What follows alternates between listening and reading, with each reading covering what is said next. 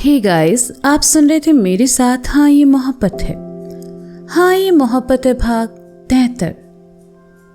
Chitra bridge पर शख्स के सामने हैरानी से उसे देख रही थी। वो शख्स कोई और नहीं बल्कि अक्षत व्यास था। अक्षत जब भी बहुत उदास होता था इस ब्रिज पर चला आता था। चित्रा को वहां देखकर अक्षत भी थोड़ा हैरान था। चित्रा को खामोश देखकर अक्षत ने कहा, तुम इस वक्त यहाँ क्या कर रही हो? क्या आप कहीं जाने के लिए भी मुझे आपकी परमिशन लेनी पड़ेगी? चित्रा ने उखड़े हुए स्वर में कहा। अक्षत ने देखा चित्रा के सूट का गला कुछ बड़ा है और उसका दुपट्टा उसके हाथ में है तो उसने नजरें घुमाकर कहा, अपना दुपट्टा सही करो। चित्रा ने हाथ में पकड़े दुपट्टे को सही से लगाया और वहां से जाने लगी तो अक्षत ने कहा, चित्रा रुक गई। उसका दिल धड़क उठा। अक्षत के लिए उसके मन में भावनाएं अब भी थी। वह नहीं चाहती थी कि अक्षत उसकी आंखों में उन भावनाओं को देखे। आई एम सॉरी, अक्षत ने कहा। चित्रा हल्का सा मुस्कुराई, लेकिन मुस्कुराहट तकलीफ से भरी थी। चित्रा अक्षत की तरफ पलटी और कहा, किसी का दिल तोड़कर उसे सारी बोल देना, आपके लिए तो ये सब बहुत आसान होगा ना सर। लेकिन मैं आपसे नाराज नहीं हूं। मैं आपसे कभी नाराज हो ही नहीं सकती, क्योंकि मैं तो मैंने सोच समझकर आपसे प्यार नहीं किया है। बस हो गया, अब इस पर मेरा कोई जोर नहीं है। मैं कितना भी समझाने की कोशिश करूं, लेकिन मैं जो आपके लिए महसूस करने लगी हूं वो मैं आपको नहीं बता सकती। ये ऐसा सच है जिससे आप स्वीकार नहीं कर सकते और मैं दूर नहीं भाग सकती। मुझे समझ नहीं आता आखिर ये मोहब्बत इतनी कॉम्प्लिकेटेड क्यों होती है। क्यों हम उसे पा नहीं सकते जिसे हम दिल से चाहते हैं?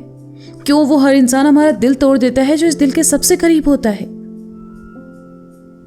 क्योंकि हम गलत इंसान से मोहब्बत की उम्मीद कर बैठते हैं। अक्षत ने दर्द भरे स्वर में कहा।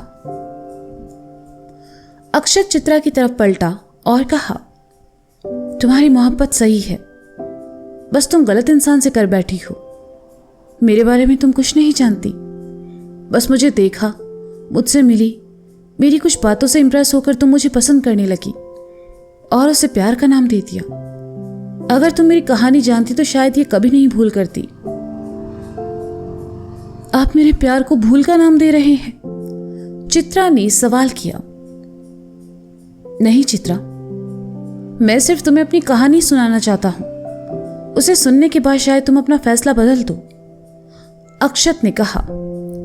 चित्रा खामोशी से अक्षत की तरफ देखने लगी और आंखों ही आंखों में सहमति जताई। अक्षत चित्रा को अपने बारे में बताने लगा, अपने परिवार, अपने कॉलेज, अपने जीने के तरीके के बारे में। उसने बताया कैसे मीरा उसकी जिंदगी में आई और वह बदलने लगा। मीरा और अपने प्यार के बारे में, मीरा से दूर रहकर खुद को काबिल बनाने के बारे में, मीरा और अपनी शादी के बारे में, शादी के बाद निहारिका के बारे में, अपनी जिंदगी के सबसे खूबसूरत पल के बारे में, जब अमायरा उसकी और मीरा की जिंदगी में आई थी, अमायरा के साथ बिताए पलों के बारे में। अक्षत सब बताए जा रहा था और ये बताने के साथ साथ उसकी आंखों के सामने स्लाइड शो की तरह सब चल रहा था। जैसे जैसे अक्षत बताते जा रहा था, हंसी, खुशी, उदासी और गुस्से के मिले जुले भाव उसके चेहरे पर आ जा रहे थे और चित्रा खामोशी से सब सुन रही थी। रात हो चुकी थी और आसमान में बादल गरजने लगे थे। बारिश शुरू हो गई, लेकिन अक्षत चित्रा को अपने बारे में बताने में इतना खोया हुआ था कि उसे बारिश का एहसास तक नहीं हुआ। वह भीगते हुए चित्रा को सब बताता रहा। उसने अमायरा के जाने से लेकर छवि दीक्षित केस के रिओपन होने तक का सब हाल चित्रा के सामने रख दिया। अक्षत और चित्रा दोनों ही बारिश में पूरी तरह भीग चुके थे। अक्षत ने अपने बालों में से हाथ घुमाया और कहा, क्या इसके बाद भी तुम इन सब एहसासों को मोहब्बत का नाम देना चाहोगी चित्रा? मैं मीरा को नहीं भूल सकता, ना मैं उसे छोड़ सकता हूं। उसकी जगह किसी और को देना तो दूर, मैं उसके अलावा किसी और के बारे में सोच भी नहीं सकता। मीरा सिर्फ मेरी पत्नी ही नहीं बल्कि मेरी आत्मा है। इस दुनिया में मेरी माँ की बात सिर्फ मीरा है जो मुझे संभाल सकती है। मैं तुम्हारी भावनाओं की कदर करता हूं, लेकिन मैं कभी तुम्हें मीरा की जगह नहीं दे सकता। मैं अपनी बची हुई जिंदगी उसके इंतजार में गुजार सकता हूँ, लेकिन उसकी जगह किसी और को नहीं दे सकता। इसलिए खुद को हर्ट करना बंद करो प्लीज। प्यार वो है जो बिन मांगे मिल जाए। जिद करके हासिल किया गया प्यार प्यार नहीं भीख कहलाती है। अब ये तुम्हें तय करना है कि तुम्हें किसी की सच्ची मोहब्बत चाहिए या भीख। कहकर अक्षत खामोश हो गया। बारिश अब भी जारी थी। चित्रा के कपड़े भीग चुके थे और बालों से पानी झर रहा था। अक्षत की कहानी जानकर चित्रा का दिल फिर टूट गया। वह नहीं जानती थी कि मीरा अक्षत का पहला प्यार है और उसे पाने के लिए अक्षत ने इतना सब अपनी जिंदगी में देखा है। मीरा और अक्षत की मोहब्बत के सामने उसे अब अपनी भावनाएं बहुत ही मामूली नजर आने लगी। वह नम आंखों से अक्षत को देखते रही। अक्षत ने एक गहरी सांस ली और कहने लगा, मैंने अपनी जिंदगी में अपने गुस्से की वजह से बहुत कुछ खोया है चित्रा। तुम एक स्ट्रांग लड़की हो। मैं नहीं चाहता मेरे लिए तुम खुद को खो दो। तुम्हें अपने सपने पर फोकस करना चाहिए। तुम्हें याद होना चाहिए कि तुम्हें इस शहर की सबसे बड़ी क्रिमिनल लॉयर बनना है, अपने पिता की मौत का बदला लेना है, और वो तुम कर सकती हो। इसमें मैं हमेशा तुम्हारे साथ हूं, एक गाइड के रूप में, एक सीनियर के रूप में, लेकिन इससे ज्यादा मैं तुम्हें कुछ नहीं दे सकता। मुझे समझने की कोशिश करो। हालातों को मेरे लिए और मुश्किल मत बनाओ। मुझसे नजदीकियां बढ़ाने वाला हर इंसान सिर्फ दर्द में जी रहा है। मैं नहीं चाहता वो दर्द तुम्हें भी मिले। चित्रा ने अपने आंसू पोंछे और कहा, मुझे माफ कर दीजिए सर। मैं ये सब नहीं जानती थी। हाँ, मैं आपको बहुत पसंद करती हूँ। पहली बार मुझे कोई ऐसा मिला जिसने मुझे पलटकर नहीं देखा और मुझ में किसी तरह की दिलचस्पी नहीं दिखाई, और बस मैं आपको पाने के लिए कोशिश करने लगी। मैंने अपनी ईगो को प्यार समझ लिया सर, लेकिन ये ईगो कब प्यार में बदल गया मैं नहीं जानती।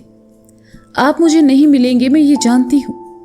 आप कभी मेरे प्यार को स्वीकार भी नहीं करेंगे, मैं ये भी जानती हूँ। लेकिन मैं क्या करूँ सर, मैं आपको नहीं भूल सकती। मैं आपसे दूर रहकर भी आपसे इतनी ही मोहब्बत करूंगी और दुआ करूंगी कि आप और मीरा फिर से एक हो जाएं और कभी जुदा ना हो। कहते हुए चित्रा की आंखों में आंसू भर आए। अक्षत ने देखा मौसम काफी खराब हो चुका था। उसने चित्रा से कहा, रात काफी हो चुकी है, तुम्हें घर जाना चाहिए। अनजाने में मैंने अगर कुछ गलत कह दिया हो तो मैं माफी चाहता हूं। सर, जाने से पहले मैं आपसे कुछ मांगू तो आप देंगे? चित्रा ने कहा। कहो, अक्षत ने कहा। जाने से पहले क्या मैं एक बार आपको गले लगा सकती हूं? चित्रा ने उम्मीद भरे स्वर में कहा। अक्षत चित्रा को मना नहीं कर पाया। बारिश में भीगते हुए उसने अपने हवा में हाथों को फैला दिया। चित्रा आकर अक्षत के गले लग गई। एक सुकून का एहसास चित्रा को इस वक्त महसूस हो रहा था, लेकिन अक्षत के मन में चित्रा के लिए कोई भावनाएं नहीं थी।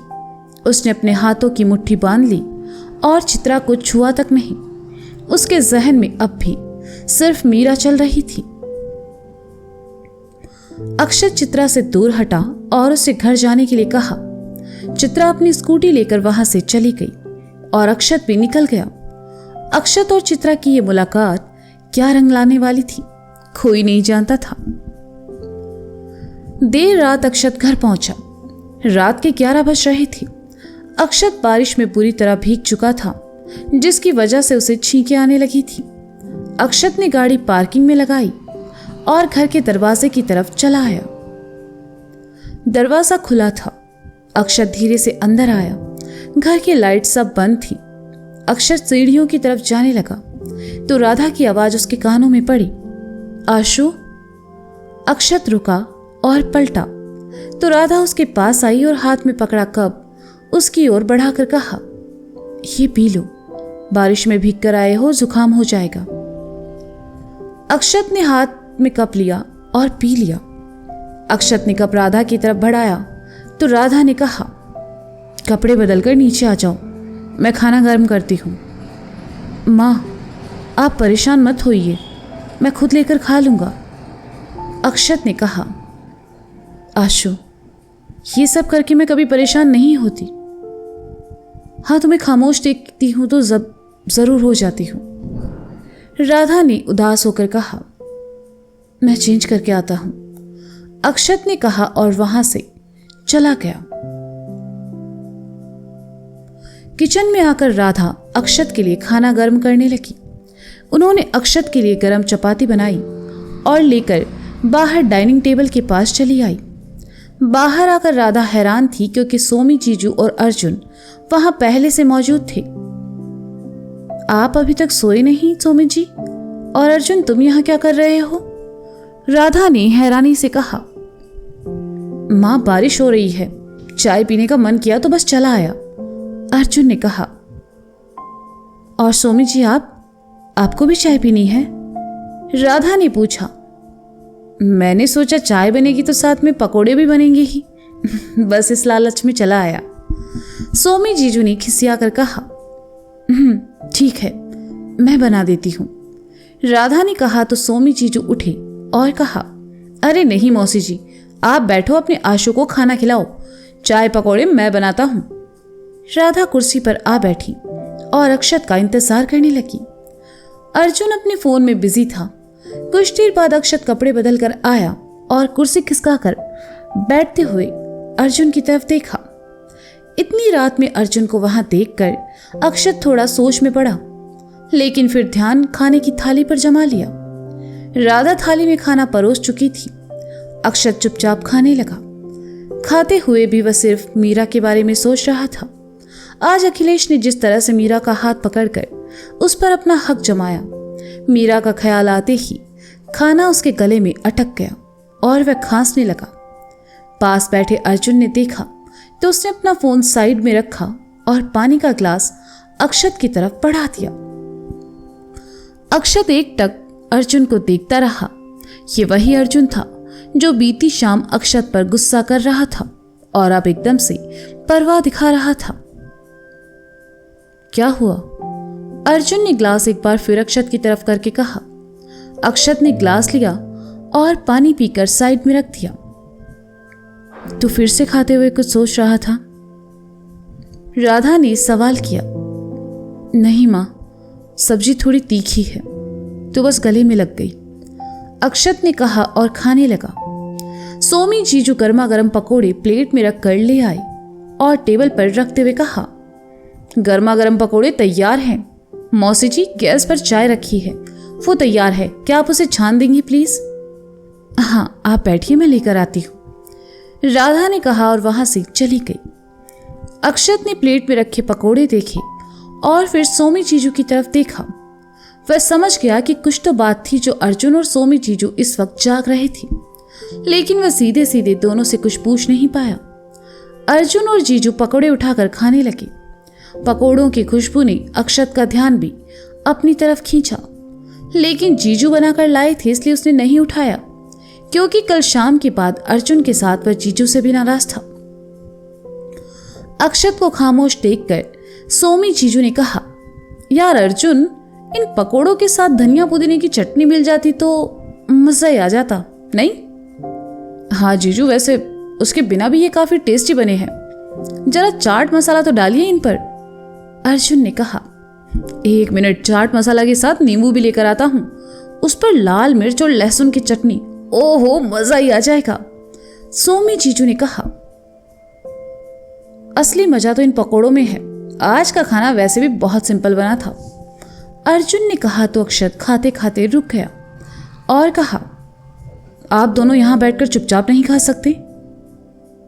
तुम्हें क्या परेशानी है? तुम्हें चाहिए तो हमसे मांग लो ना, अर्जुन ने कहा। No thank you, you guys carry on, Akshat ने कहा। राधा तब तक चाय ले आई। अपने कमरे से बाहर आते दादू ने कहा, क्या बात है, पकोड़ों की कितनी अच्छी खुशबू आ रही है। अरे दादू आइए ना, बैठिए, ये लीजिए, अर्जुन ने प्लेट दादू के सामने रखते हुए कहा। पकोड़ों की खुशबू से पूरे घर में माहौल बन गया। धीरे धीरे दादी माँ, तनु, नीता, काव्या और चीकू भी वहां चले आए। अक्षत खाना खा रहा था और सब घर वाले वहां मौजूद थे। तभी अर्जुन ने साइड वाली कुर्सी पर पड़ा पटाखा उठाया और हवा में छुड़ा दिया और सभी एक साथ चिल्लाए, हैप्पी बर्थडे। अक्षत ने हैरानी से सबको देखा और फिर उसकी नज़र सामने दीवार पर लगी घड़ी पर चली गई जिसमें 12 बज रहे थे। अक्षत को याद आया कि आज उसका बर्थडे था। तो दोस्तों, क्या लगता है आपको, क्या चित्रा और अक्षत की मुलाकात लाएगी कुछ रंग? क्या मीरा को याद है अक्षत का बर्थडे? जानने के लिए सुनते रहिए हाँ ये मोहब्बत है मेरे साथ। Bye bye.